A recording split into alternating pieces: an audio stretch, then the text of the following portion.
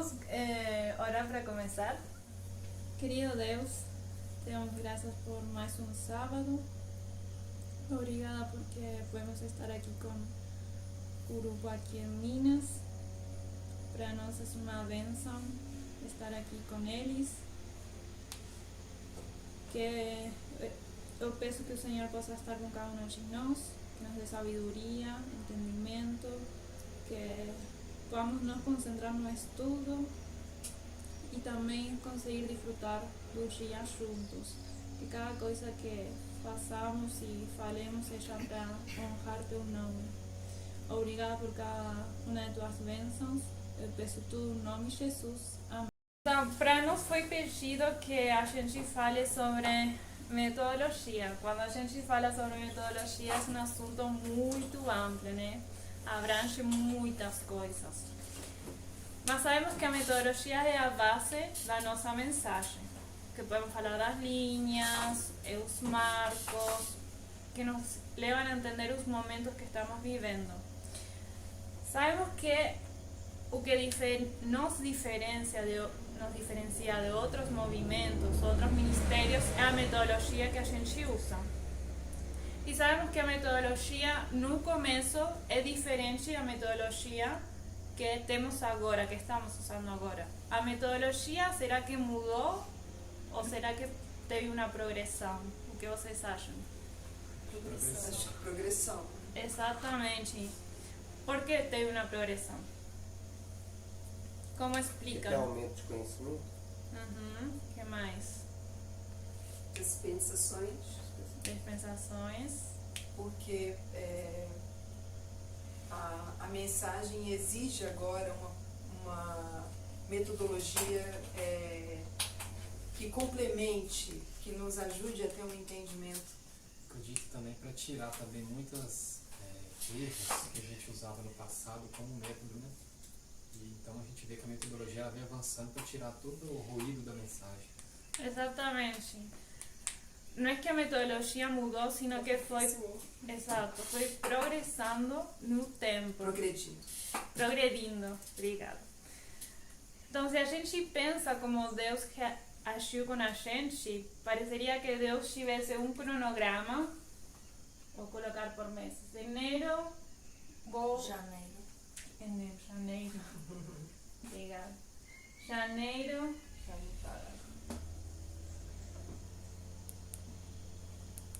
Janeiro, o grupo vai aprender sobre o Toro Ápice, sabemos que foi em maio, na verdade. Fevereiro, sobre feminismo. Por que Deus teve um cronograma para nos ensinar? Por que não começou a falar sobre o feminismo? Por que não nos deu a mensagem de feminismo antes? Porque nós não estávamos preparados. Então esse cronograma que você traz é como uma preparação pra gente. Exatamente. Usando a parábola de uma escola, né? Tem matérias que você tem que aprender primeiro para conseguir compreender a outra. Eu acho que sem a gente entender o Toro Ápice, não ia ficar tão claro o modelo de dominação, de sexismo que a gente vive, né? Para entender o feminismo. Exatamente. Precisamos entender alguns temas antes para entender o que a gente hoje entende por feminismo radical. Então, por isso é importante que a gente compreenda isso, que lembremos isso, porque da mesma forma nós temos que ensinar para os levitas. A gente não tem que ir para o feminismo diretamente, ou vou falar para a homossexualidade, quando temos que ir primeiro na base. Primeiro temos que ver as linhas de restauração, para eles compreender a homossexualidade, assim como todos os temas, como Deus fez com nós deveríamos fazer com os levitas. Então, se a gente coloca se poderíamos definir a metodologia em uma palavra, como vocês definiriam a metodologia? Parábolas? Parábolas, exatamente. O que é uma parábola? É uma comparação? São comparação e contraste, eu posso falar que é um tipo de parábolas. Mas assim, no geral, na parte técnica das parábolas, uma definição simples. Uma ilustração. Uma ilustração? Uhum. Você quer essa com uma palavra? Não, né? Pode falar. Pode falar. Eu acho que as parábolas é o trazer o natural para o espiritual. Eu acho que é isso. Tudo o que vocês estão falando são definições de parábolas, mas estou buscando mais o que a Gi falou, uma ilustração, pode ser uma história. E Deus nos criou para receber e para contar histórias. Os bons professores contam uma história. A gente deveria contar histórias. E como a gente tem essa prática de contar histórias? Como podemos contar histórias na prática? Através da nossa vida? Como? Através da nossa vida? Do nosso Através da estilo nossa de vida, sim. Mas a gente tem que contar histórias para alguém, né? Sim. Uhum. A Como gente que a gente pode contar as histórias? Isso. Uhum. De forma simples.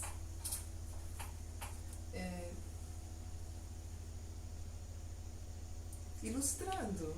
Ilustrando. Uhum. E você pode ilustrar quando você está ensinando. Sim. Então, isso Dando mesmo. aulas, né? Exatamente, Ensinando. dando aulas. A gente vai adquirindo prática quando a gente vai ensinando. Por isso a importância de que a gente conte histórias, que a gente ensine. Porque se a gente não ensina, não vamos ter essa prática.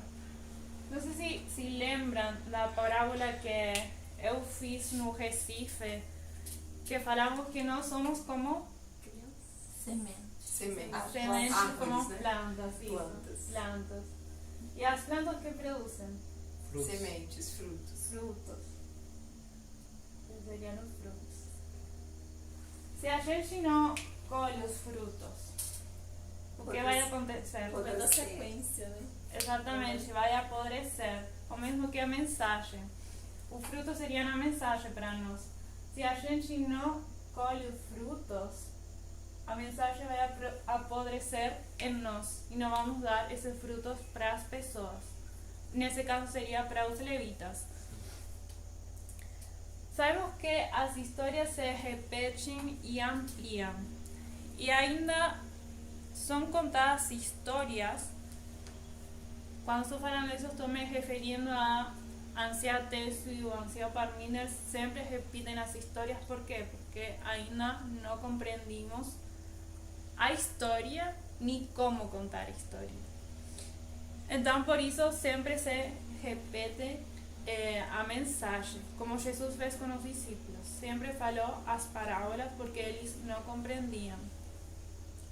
E um dos motivos pelo qual o movimento ou as pessoas estão em dificuldades ou em um caos é porque as pessoas só pegaram partes da mensagem e foram acrescentando coisas próprias, coisas pessoais da mensagem.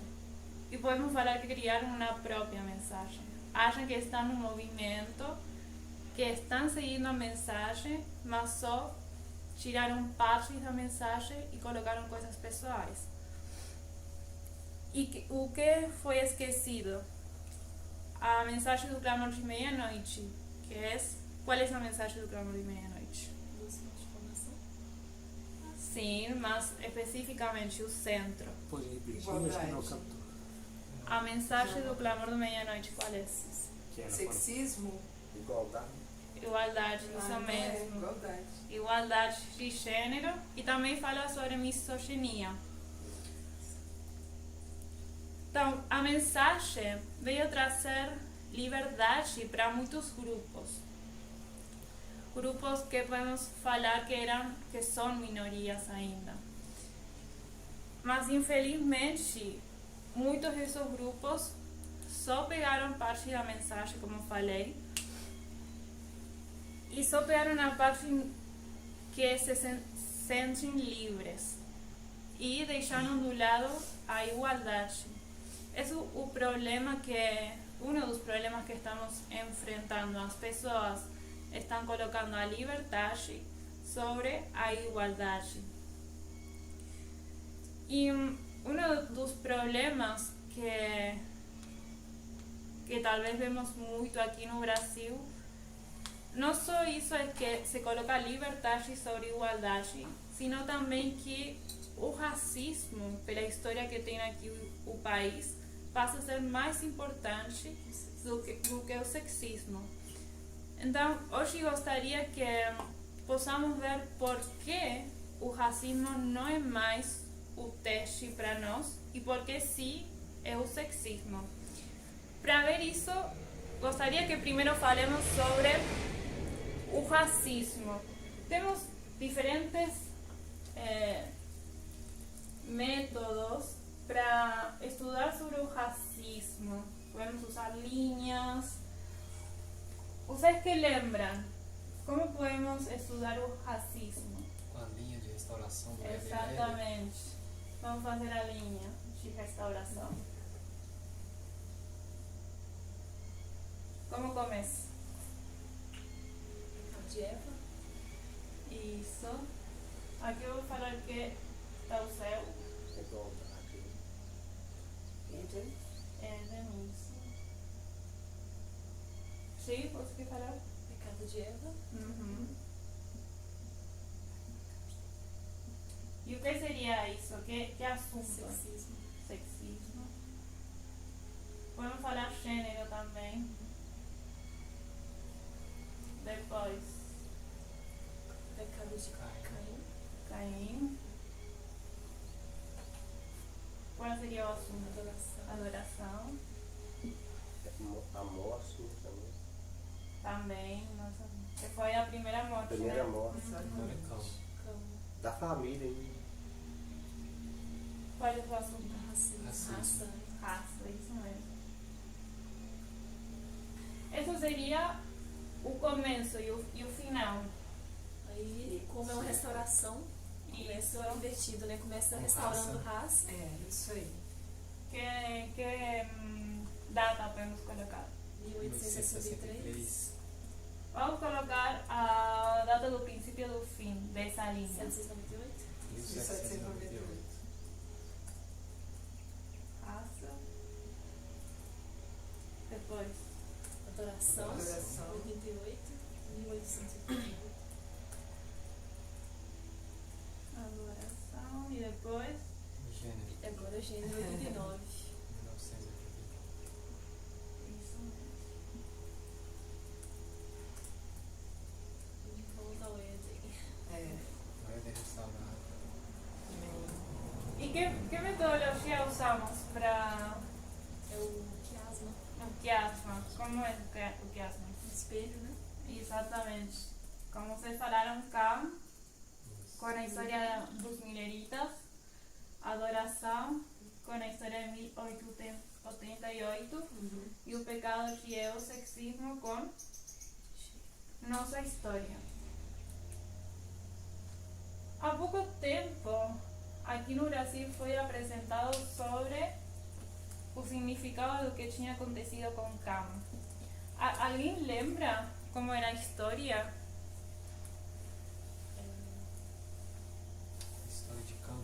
E aquela parte que ele teve a relação, na verdade, a nudez do pai que ele viu, na verdade, foi ele ter tido relações com a mãe, né? Que Exatamente. Levítico fala que ao você ver a nudez do seu pai, da sua mãe.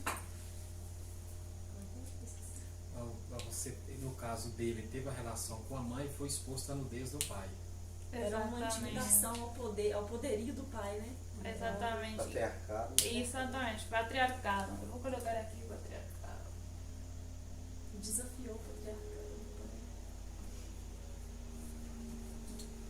pai. Desafio exatamente o patriarcado do Noé Noé. E antes a gente tinha outro conhecimento sobre isso. Sim. se abriu Mas agora com a metodologia. Qual metodologia foi usada para descobrir isso?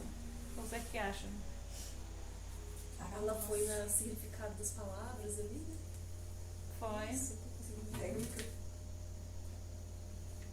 Mais alguma coisa? Não era? Foi mais forte. Foi. Comparação e contraste. O que foi mostrado, como falou, não sei quem dos três falou, que foi para quebrar a liderança do pai, né? Por quê? Porque a mulher era propriedade do Noé, dos homens. Naquela época a mulher era propriedade dos homens. Então, como era propriedade e ele e Cam a ter relações sexuais com sua mãe, ele passou a ter a propriedade do Noé. A preocupação dele mais é pelo patriarcado deles, né? Exatamente. Não era pela mulher, né? Não era, exatamente, não era pela mulher, Era senão pelo era carro que tinha. a liderança, isso É que, mesmo. deixa eu só. Então, ele passa a ter a propriedade dela e ele então ganha o poder que era de Noé, né? Então exatamente. ele se sobressai ao pai. Obrigada. Aqui também poderíamos começar a ver sexismo, porque estamos falando sobre... Mulheres Mulher. com propriedade. Exatamente. Sabemos que o assunto principal não é isso. Agora a gente sabe que um dos assuntos principais é isso, na verdade. Mas por que falamos que é sobre raça em Cam? Porque ali Noé fez aquela predição de que a raça de Cão seria serva, né? Exatamente. Submissão. Ia começar a ter níveis, né, de domínio E entre raça. exatamente. E a gente chama isso de escravidão. Sim. Vou colocar aqui escravidão. Só para fazer um repasso de essas coisas. Quando a gente quer estudar escravidão, onde podemos ir, que linha podemos usar? Vocês já falaram sobre isso. 1863. Exatamente, 1863. isso mesmo. Os mileritas. Vamos fazer a linha toda. Tempo do fim. 1698.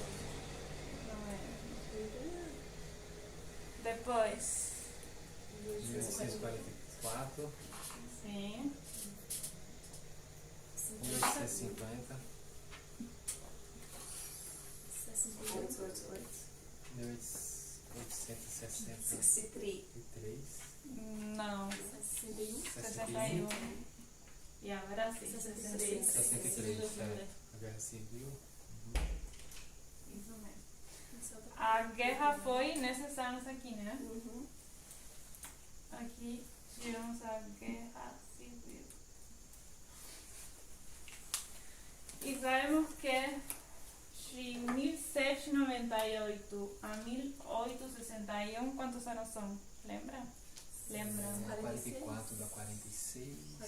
63. 63 anos. Exatamente. 65 dá 63. Não vamos entrar em detalhes sobre o significado do 63, porque seria fazer outro estudo, mas sabemos que isso tem a origem da metodologia dos 2520. Que seria 126, a metade de Exatamente, 126. a metade de 126. Exatamente. Eu gostaria que possamos lembrar da história. Em 1850, o que aconteceu? O ato. O ato fugitivo, né? Exatamente. Se for perto, se for. Certo, fugitivo é perto. Interessante. E que, se a gente pensa na Bíblia, o que começou a acontecer? Se eu falei Apocalipse. Marca da besta? Onde você tem que decidir, né? Exatamente. Vamos ver isso e também que o copo foi Taça taça se deve encheu. ser a encheu. taça. Isso. Apocalipse 17. É taça ou copo? Taça. Taça. Pecado de Babilônia? Exatamente. O pecado de Babilônia. Que qual era? Escravidão. Escravidão, exatamente. O pecado era a escravidão. E de onde a gente pegou essa história? Como chegamos à conclusão de que a escravidão foi o pecado de Babilônia para os mileritas? Espírito de profecia. Primeiros Exatamente, Dons primeiros espíritos. espirituais, né? Por quê? Primeiros escritos. O que tem os primeiros escritos que ajudaram para entender essa linha? A gente foi os títulos. Uma progressão. Progressão de através dos títulos. Exatamente, foi a sequência dos títulos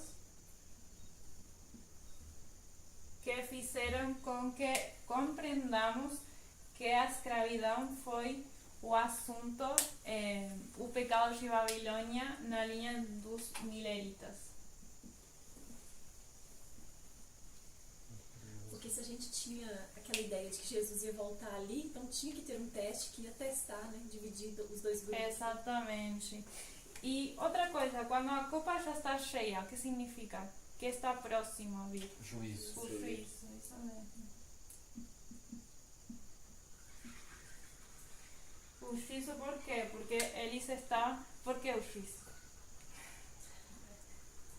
Porque o juízo? Porque Acho que em relação ao que estava acontecendo aqui. Porque eles estavam escravizando pessoas, né? Acho que Deus já tinha trago a mensagem para eles conseguir tomar uma decisão. Porque antes dessa história milerita, a escravidão não era condenada em lugar nenhum na Bíblia. Uhum. Mas a partir daí já tem Ellen White já escrevendo, não sei, que a escravidão já é um pecado que... Exatamente, eles já tinham a mensagem e o problema era Eles que... tinham um aumento de conhecimento dessa, né, Desse da assunto. escravidão. Né? Uhum. E o que estava acontecendo era que tinha pessoas dentro do movimento que, dentro dos mileritas, que ainda apoiavam ter escravos. A Tata ficou cheia no ato do escravo fugitivo e aí começou o juízo. Porque sabemos que 1863 era uma das datas que Jesus poderia ter voltado. Sabemos que a escravidão foi o teste. E antes do tempo do fim, sempre tem que ser apresentado o teste. Qual era o problema antes de 1798? Trevas. Trevas. Trevas e escuridão, Sim. mas em relação à escravidão. A Bíblia. Tava tendo um confronto entre o norte e o sul. Estava tendo um conflito. Exatamente. Um conflito entre norte e Conflito, sul. né? exatamente. Entendimos o bem. Sobre a escravidão, né? Norte e sul. Vamos continuar avançando. Temos outra história também que podemos tirar do espírito de profecia. Qual é? Um grande conflito. Grande conflito. E qual seria essa história? Decreto dominical. Exatamente. Que seria alinhado com 1850. Eu não vou fazer a linha toda. Aqui seria o decreto dominical. Então isso tá melhor. Tem um azul também, que o azul tá bom. Vou usar azul. Então, o decreto dominical foi o teste para essa história. Avancemos. E em nossa linha, vamos ir já para a nossa linha. Vamos lembrar os marcos, que já sei que vocês sabem, mas... Quais são os marcos? 89. 1989. 2001. 2014, 2019. 2019. 2021. Exatamente. Sabemos que o nosso teste é sexismo, né?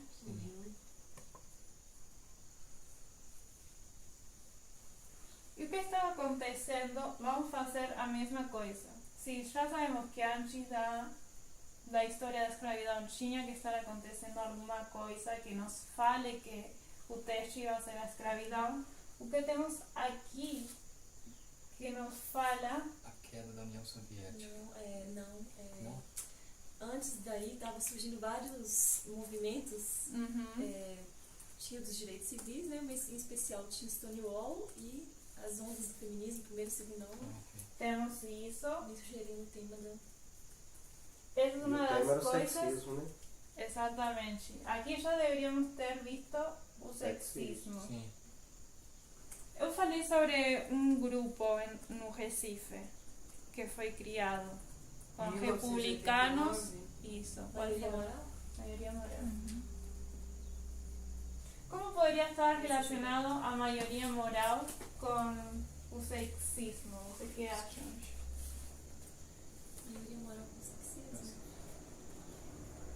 Bom, a gente sabe que eles eram extremamente conservadores, né? Sim. Como conservadores, com certeza eles defendem a submissão da mulher, patriarcado. Será que é porque tem a ver com a supremacia? Tem a ver com a supremacia. Tem mais coisas.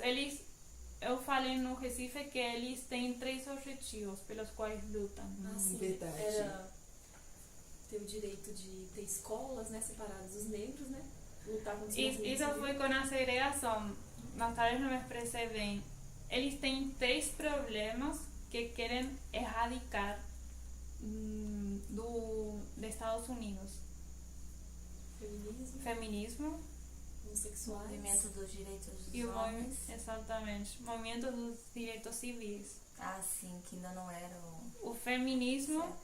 e qual era o outro que falaste, Gi? O LGBT. O LGBT. Exatamente. Isso. Eram esses 3 movimentos que eles queriam lutar contra. Ah, sim.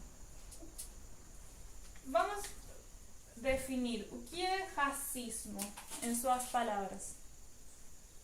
Pecado. Considerar alguém inferior só por ter uma cor diferente. Sua cor, Pode ser classe social também. Desigual. Cultura. Tudo. Eu acho que o racismo, em primeiro lugar, ele tem a ver com a ideia de existirem raças sequer. Tá? Diferentes raças. Como a gente conhece do mundo dos animais, existem diferentes raças de uma espécie, assim também se crê que existem raças diferentes. O primeiro é você reconhecer o conceito de existirem raças, e disso surge então a ideia de uma raça ser de maior qualidade que a outra inferior, né? Então é todo um conceito que você precisa aceitar que existem raças diferentes em primeiro lugar, né? exatamente. Eu acho legal que vamos falar sobre a definição, porque muitas vezes eu acho que é um dos problemas que temos aqui no Brasil. Só acabamos definindo o racismo só pela diferença de cor. E como falou Gabriel, como falaram também vocês, é muito mais amplo o racismo. Não se trata só sobre a cor, sino, como falou Gabriel, sobre raças.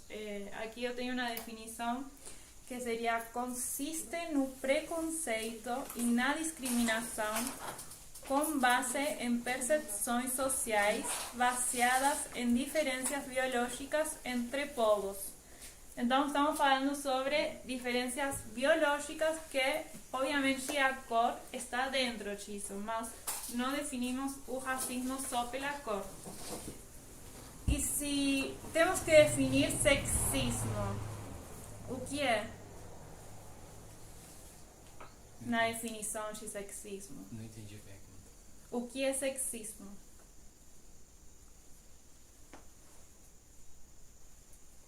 Foi o que o Gabriel falou, é diferença raça? Isso é racismo. Racismo. Sexismo seria a desigualdade, o homem achar que é superior à mulher? Uma definição? Podemos definir assim, do sexismo? Alguém mais? É a separação entre masculino e feminino, sem que haja igualdade. Isso que seria uma separação entre Gênero. gêneros, Isso. exatamente. Então, é uma discriminação e também uma objetivização sexual e que está separado nisso, se separa em gênero e orientação sexual. E a gente falou sobre que estes são os 3 pontos de luta principais da maioria moral. Isso tem a ver mais com sexismo ou com racismo?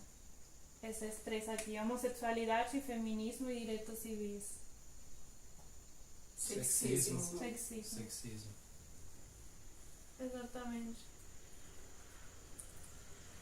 Dentro da definição de sexismo, isso aí se enquadra como sexismo.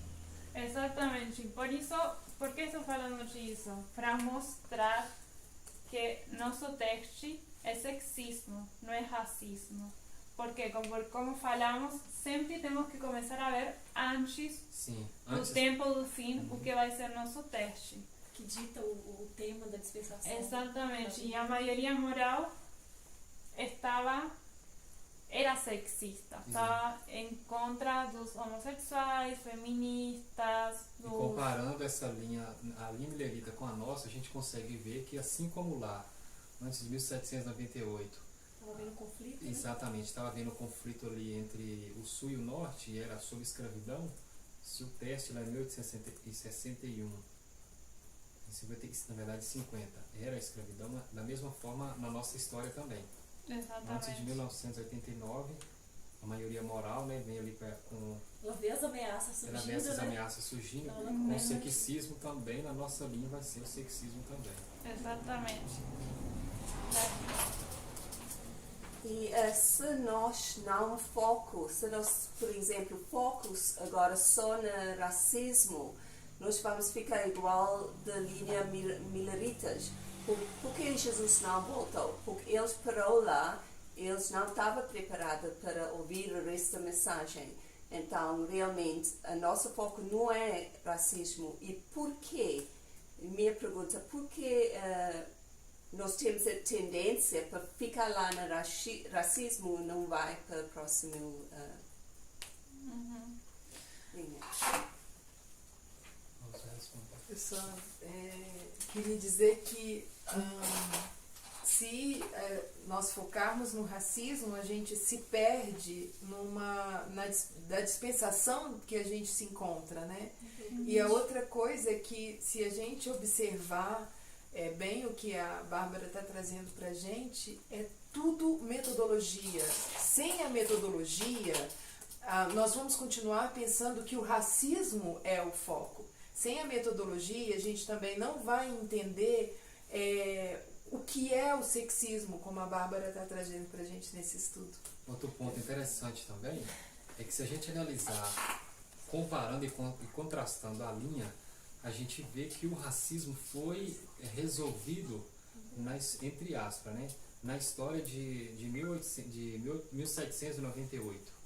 Então não faz sentido. Se Jesus ia voltar lá, se ele era o teste naquela época, não faz sentido a gente, na nossa linha, pegar e resolver o mesmo problema. De um teste que era de um do passado. teste que era do passado. Exatamente. Eu acho importante também falar, né, que muitas vezes as pessoas podem achar assim, por a gente estar dando essa ênfase no sexismo, não significa que a gente está considerando a dor de quem sofre racismo, que hoje também ainda é presente. A gente não está minimizando a dor que as pessoas passam, mas a gente está só ampliando o nosso olhar para algo que está tão presente, mas a gente está anestesiado para isso. Está tão acostumado, é tão profundo que a gente nem sente. E outro ponto também, que como a mensagem do Clamor da Meia-Noite é a igualdade, o racismo também está incluído na mensagem. Que você está falando de igualdade, todos somos iguais, mas o teste mesmo, para cumprir ali, para a gente ver que a linha da restauração, para que ela seja completa, tem que haver agora a restauração do foco na mulher, o sexismo. Era isso que eu ia complementar, que o racismo ele está incluído na igualdade. Na mensagem. E também no sexismo, né? Então é bem completo. Uma coisa também que eu achei interessante é o seguinte, que a nossa linha é uma linha de sucesso. E quando a gente olha pela linha dos numeritas, né, teve falha na linha dele por causa disso. Porque o foco deles foi errado ali na mensagem. Né? Exatamente, não passaram o teste, né? Não fizeram a obra que tinham que fazer. Então, a gente, quando sempre falamos sobre qual é o teste que é para nossa linha, automaticamente todo mundo vai falar sexismo. Mas verdadeiramente entendemos que é sexismo? Eu acho que quando a gente começa a ver o que fazemos ou o que falamos, dá para ver que não é sexismo. Quando tem pessoas que só estão defendendo o racismo, só estão focando no racismo, não compreendem que é sexismo. Ou também pessoas que só focam em homossexualidade. Não é só sobre racismo e homossexualidade. A mensagem ela é ampla, né? É ampla, abrange todos os grupos, não só está focado em um grupo. Por isso, o que está acontecendo são esses grupos que, obviamente, são grupos que são oprimidos até agora e que a mensagem veio trazer liberdade. Mas o assunto é que, como falei, colocaram a liberdade por em cima da igualdade. E como fazemos para combater o sexismo? Qual é o assunto que estamos estudando? Feminismo radical. Exatamente. Por que o feminismo radical seria a solução para o sexismo? Tá no nome já, né? É. Que a palavra radical vem de raiz, né? Então ele vai na raiz dos problemas. Ajudar a gente a enxergar o porquê que a gente age de tal forma, o porquê que uma mulher ela se comporta de tal forma, se veste de tal forma, se permite certas coisas.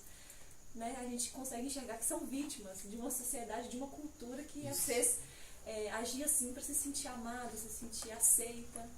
Ela desestabelece aquela visão que a gente tem do sexismo liberal e tira aquela base e implanta uma que a mulher esteja realmente no lugar dela. Obrigada, só um minutinho que eu vou colocar isso. Pode falar. O feminismo radical ele vem para mudar uma estrutura criada pelo patriarcado. Então acho que por isso o feminismo radical seria a solução. Ele vem para buscar essa mudança. Isso, desestruturar o que já está estruturado e estabelecer uma nova base. Exatamente, uma nova estrutura, mas uma estrutura de igualdade. O feminismo radical não é feminismo contra masculinidade, contra patriarcado, não é isso. É trazer a igualdade para os gêneros estarem no mesmo nível. Exatamente, obrigada. Infelizmente, sempre que veio a mensagem, sempre veio confusão. Confusão no sentido de que mal interpretamos a mensagem. Sabemos que não só temos um feminismo liberal, feminismo radical, já deu uma resposta. Temos, quais são os outros tipos de feminismo? Feminismo cultural. Exatamente. Liberal. O que fizemos foi confundir o feminismo radical com esses dois tipos de feminismo, mas eu vou falar com o feminismo liberal. Por quê? Porque acabamos cedendo a estereotipos, a padrões da sociedade, do que a sociedade exige de nós. E para ser antissexista, eu tenho que ser feminista radical. Por quê? Porque se continuamos seguindo os padrões da sociedade, não só estou me oprimindo eu como pessoa, sino que estou oprimindo as outras pessoas também. Por quê? Porque o pessoal é político. Minhas escolhas, o que eu faça, vai influenciar as outras pessoas. Então, se eu continuo com estereotipos, padrões da sociedade em minha vida, meu estilo de vida, estou sendo estou sendo escrava da sociedade e também estou fazendo que as outras pessoas também sejam escravas da sociedade. Estou oprimindo as outras pessoas. E para oprimir, é interessante que vamos pensar nisso, porque para oprimir não preciso estar com uma arma ou forçar a uma pessoa fisicamente. Já com a mente, psicologicamente, pelo que vemos, já podemos estar oprimindo uma pessoa. Quando eu sigo esses padrões da sociedade, eu estou me oprimindo e oprimindo a outras pessoas. Então, é importante que possamos entender que o que fazemos tem repercussão nas outras pessoas. E além disso, como a anciã diz, o tempo é curto. As coisas, os acontecimentos estão sendo rápidos. Então, se nós focarmos em uma coisa, realmente nós não vamos chegar lá. E muitos de nós, como Daniel disse, 11:46, 45 diz, muitos vão cair. Então, realmente, nós não podemos dormir aí. Nós temos que correr para frente. Obrigada. Então, não compreendemos ainda a frase de que o pessoal é político. Pareceria como se cada um de nós só vivesse num mundo sozinhos e não tivesse mais ninguém. Mas tudo que fazemos afeta as outras pessoas. Como eu uso minhas redes sociais, como eu uso minhas palavras, como eu saio na rua, como eu sou vestida, isso afeta as outras pessoas. E o que temos visto especificamente no Ministério do Brasil são muitas pessoas que falam: olha, essa pessoa colocou tal foto no Instagram, ou fez esse comentário no Instagram. Isso está relacionado ou está certo com a mensagem? E ultimamente tem sido muito uma pergunta recorrente que a gente tem. Recorrente, obrigada. Mas tem duas coisas. Essas pessoas que estão colocando essas coisas não nos representam como movimento, não representam a mensagem. E a gente já deveria saber isso. Eu acho que essa pergunta nem deveria ser feita, porque a gente já sabe, já sabemos o que está certo e o que está errado. Deveríamos ser adultos, como falamos no Recife, ter a maturidade suficiente para saber o que está certo e o que está errado. E quando fazemos essa pergunta, já sabemos a resposta. Já sabemos que não representa a mensagem. Então, eu não vou culpar, as duas partes têm a culpa. A pessoa que está colocando a foto, que não compreende que tem uma responsabilidade pelas pessoas, e a pessoa que faz a pergunta.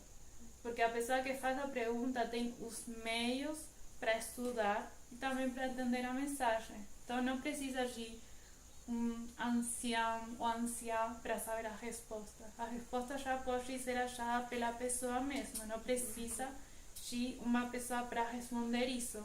Também falamos de ter bom senso para essas coisas. E isso a gente vai adquirindo com a prática. E por que falo que se continuamos com os estereotipos, continuamos sendo escravos? Por exemplo, a maquilhagem. Obrigada. Foi instaurado e ainda continua sendo instaurado pela sociedade. Se as mulheres não usamos isso, somos vistas como que feias, que não estamos arrumadas. É uma imagem, é algo que a sociedade colocou em nós como mulheres. Então, se eu continuo usando maquilhagem, no sentido que eu sou vaidosa, no sentido também de que estou seguindo o padrão da sociedade de se eu não compreendo que eu não preciso de maquilhagem para ser linda, eu estou continuando me oprimindo e oprimindo outra pessoa. E isso vai influenciar na salvação da pessoa, porque... E vice-versa, né? Quando eu dou um passo de coragem e não uso, por mais que as pessoas na hora possam achar tá estranho, mas aquilo vai impactar elas ao longo do tempo, né? Isso também influencia. Vai dar coragem para talvez elas também darem um passo. Exatamente, podemos ver dos dois lados, como falei. Eu deixo de seguir esses estereotipos, esses padrões, vou influenciar positivamente em uma pessoa. Vou influenciar a que essa pessoa também deixe os padrões, porque precisamos nos ajudar entre nós, porque não estamos sozinhos no mundo aqui, não estamos sozinhos no movimento. Deveríamos ser uma família que nos deveríamos estar ajudando e influenciando positivamente, mas infelizmente a influência que estamos tendo é negativa. Por quê? Porque não estudamos a mensagem, não compreendemos, porque nos focamos mais no mundo, na vida do mundo, que em continuar nos preparando para a obra. Então, é muito importante que possamos enxergar que temos influência no que fazemos. Pode falar, Becky. Isso é a pergunta. Se a pessoa pergunta, então, a maquilagem vai me salvar, o que tu podes responder nisso? Será isso importante? Porque eu não vejo. Se é importante ou não para a salvação, né? Se é importante ou não importante para a salvação.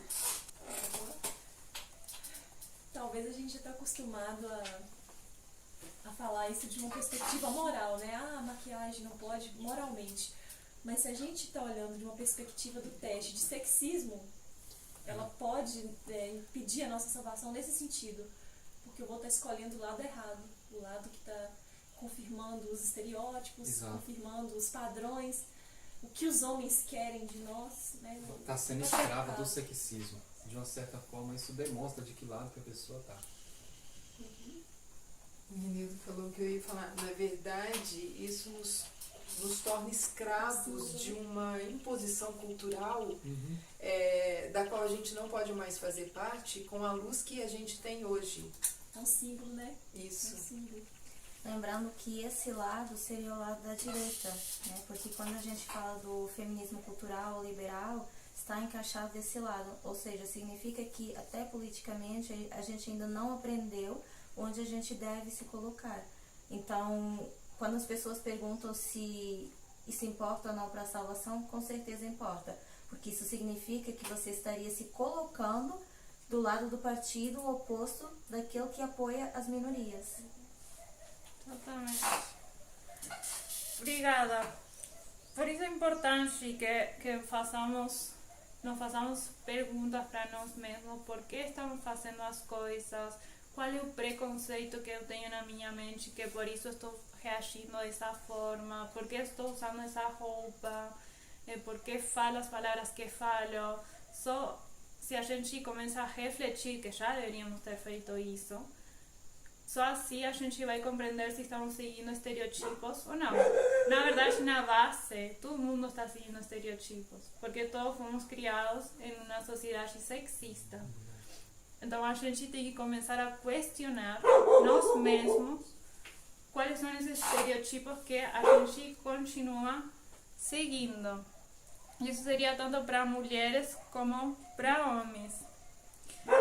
Voltemos nas linhas. Sabemos que o sexismo também vai ser algo que a gente vai ver na lei dominical. Gostaria que também possamos ver, também usando nossa linha, porque o sexismo é o nosso teste, e não o racismo. Assim como falamos que antes do tempo do fim temos que ver o sexismo, e como vimos esse sexismo antes com a maioria moral que tinha três problemáticas: homossexualidade, feminismo, direitos civis. E com as definições de sexismo e racismo, vimos que encaixava no sexismo e que combatíamos o sexismo com o feminismo radical. Vou voltar aqui na nossa linha dos sacerdotes. 2014 que marcou para nós? Decreto dominical. Em 2014 temos diferentes acontecimentos que nos mostram o que vai ser a lei dominical, que seria, não estou seguindo, vou colocar aqui, que sabemos que essa parte é parte da linha dos 144.000, exatamente. E em 2014 começamos a ver assuntos de desigualdade. Eu gostaria que possamos trazer isso para a história, para a política do Brasil. Depois de 2014, começou a cair o populismo.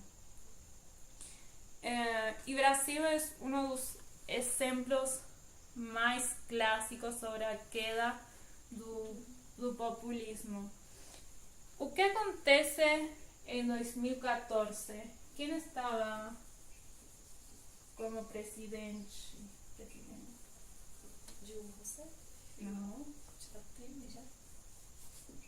No Brasil? Michel Temer? Não, Não. antes dele. Lula, não. Não. Brincar. Não é Dilma Rousseff, não? Como? Dilma Rousseff? Dilma. Ah, tá. Pode falar, né? Já tinha falado? Já. Ai, perdão, não te ouvi. Dilma Rousseff. Dilma Rousseff.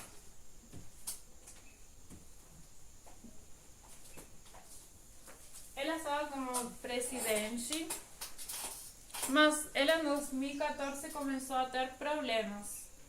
Alguém lembra por que ela estava tendo problemas? Ela começou a perder apoio nesse ano.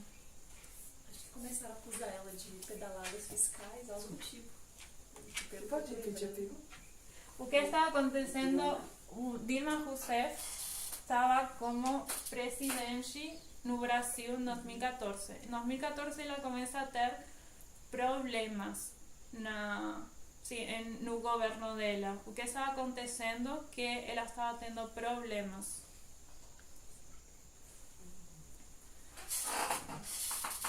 Se alguém lembra.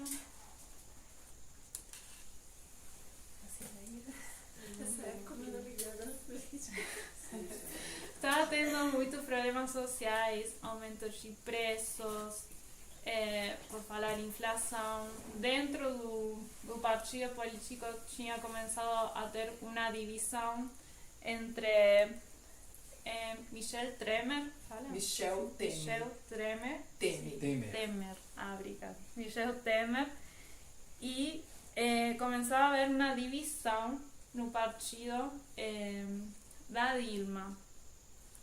E o conflito foi mais profundo em 2016. O que aconteceu em 2016 no Brasil? Impeachment O dela. impeachment da Dilma. Impeachment, exatamente. Quais foram as acusações? Pedaladas fiscais?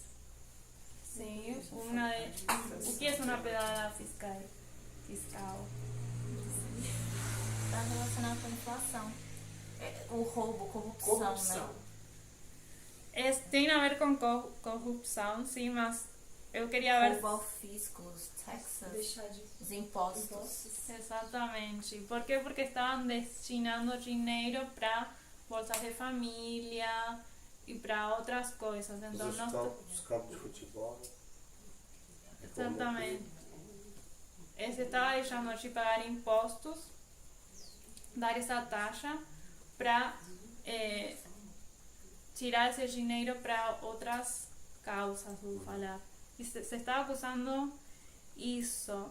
Também está acusando de inflação, desemprego, aumento de preços. E também o que tinha no meio também era um assunto muito importante no Brasil, uma das operações mais importantes. Lava Jato. Lava Jato. O que era o Lava Jato? operação anticorrupção, né? Investigação.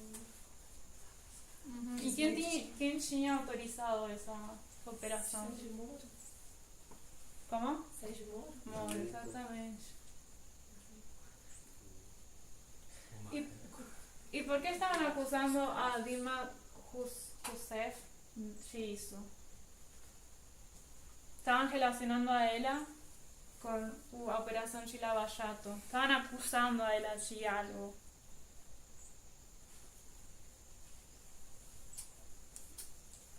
Era algo que tinha a ver com a Petrobras? Isso, era uma investigação sobre a Petrobras e outras empresas. Que chegou nela. Exatamente. Quando a gente fala sobre Lava Jato, foi uma operação muito importante e muito famosa, não só aqui no Brasil, sino também internacionalmente. Começaram a investigar empresas e essas empresas tinham acordos com políticos. Em 2016 começaram essas investigações e muitos políticos foram presos. E a Dilma Rousseff acusavam ela de que ela não tinha dado muita importância à operação. Ela não falava muito sobre essa operação, mas o impeachment começou acusando a ela que ela tinha algo que ver com a Operação Lava Jato, porque ela não falava nada sobre isso. Então, a não falar nada, a oposição começou a acusar ela de que ela estava envolvida na Operação Lava Jato. Essa foi toda a história que se começou a contar para fazer impeachment nela. Mas quando fazem a votação do impeachment, esse assunto não é falado, porque ninguém tinha provas de que ela estava envolvida nesse assunto.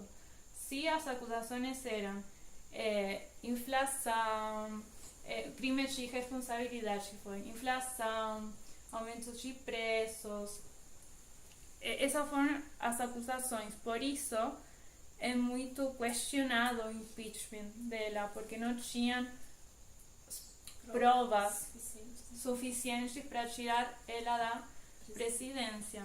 E sempre, porque estou falando sobre a política do Brasil nesses anos, porque quero que entendamos isso em relação ao sexismo. Estamos falando a Dilma, que é uma mulher,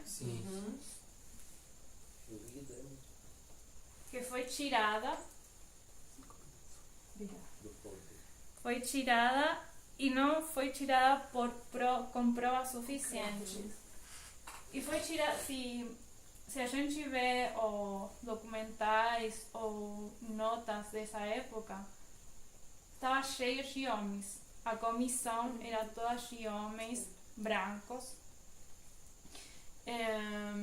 Também a votação tinha deputados que eram mulheres, mas a maioria sempre eram homens. E os homens que votavam sim para o impeachment sempre falavam que era pela família, pelos valores tradicionais da família. Que dos valores tradicionais da família, com que relacionamos isso? Conservadorismo. Também tinha pessoas que falavam sobre Deus. Obviamente os valores tradicionais da família tinham a ver com religião. Igreja e Estado. Exatamente. Então já também começamos a ver para que lado se estava posicionando a política, para o lado conservador. E também aqui no impeachment começa a aparecer Bolsonaro. Alguém lembra? Ele falou, obviamente ele apoiou o impeachment, mas ele fez um discurso que foi muito particular e criticado. Quando ele estava votando a favor, ele apoiou o torturador Ustra, coronel da ditadura. Exatamente, que torturou ela, né? Exatamente. Carlos Alberto Ustra, né? Ele apoia Carlos Alberto Ustra, que foi torturador da própria Dilma Rousseff. Exato. Esse é o discurso de Bolsonaro antes do voto dele contra a Dilma. Obrigada, foi isso mesmo. E se a gente começa a investigar também, aparece Bolsonaro. Depois de essa votação, perguntam para ele se ele ia se candidatar Se ele vai se candidatar. para ser presidente. Ele fala que sim. E ele fala que ia apoiar o uso de armas, que falam, sempre me Contra chamam... o homossexual, Exatamente, falam Favor que da ele... família. Exatamente, falam que ele é homofóbico, que ele é grosso, mas que ele se considera um herói. E ele já começa a mostrar que ele vai ser se vai candidatar para ser o presidente da nação. E que sabemos que Bolsonaro é conservador da direita, né? Tinha que armar a sociedade para ficar seguro. Discurso dele. 2016, aqui no Brasil, foi um ponto de virada. Porque pelo impeachment tinha um grupo de pessoas que estavam em contra e grupos de pessoas que estavam a favor. Teve uma divisão. yes. Teve vou falar, uma guerra cultural. O que era uma guerra cultural? Alguém lembra? Uma guerra entre dois lados, tentando impor suas ideologias, né? Aquilo que a pessoa acredita. Exatamente. Isso foi o que aconteceu no Brasil. O ponto de virada, a guerra de cultura, em relação aos valores. Um grupo queria impor aos outros o valor e vice-versa. Começamos a ver isso, que vou ler a definição. Um conflito entre os valores considerados tradicionalistas ou conservadores e aqueles considerados progressistas ou liberais. E aqui começamos a ver bem essa luta e começamos a ver como depois do impeachment o lado conservador começa a ter mais espaço no Congresso, começa a ter mais lugar na política. Sabemos que se aceitou o impeachment em 2016 e quem vai ser o presidente é É o Michel próximo Michel Temer.